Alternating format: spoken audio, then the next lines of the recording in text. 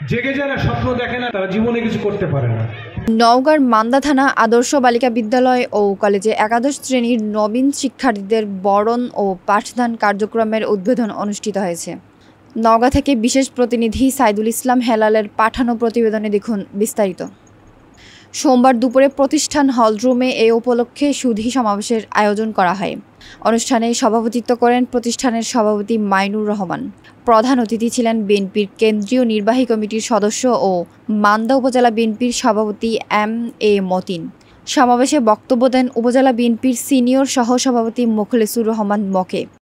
যে আমার এলাকার একটি শিক্ষা প্রতিষ্ঠানের এই বিল্ডিংটা আংশিক হয়েছে, বাদবাকি এটি পরিসমাপ্তি করার জন্য আমি টেন্ডারের ব্যবস্থা করার জন্য সর্বোচ্চ উদ্যোগ ইনশাআল্লাহ গ্রহণ করব। আমি এ.কে.এম. নাজমুল হক নাজু, সাধারণ সম্পাদক শফিকুল ইসলাম বাবুল চৌধুরী, সদস্য ডাক্তার ইকরামুল বাড়ি টিপু।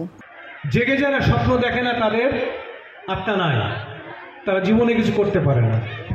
যারা স্বপ্ন দেখে এবং যারা স্বপ্ন দেখায় তারাই পরিবর্তন নিয়ে আসতে পারে।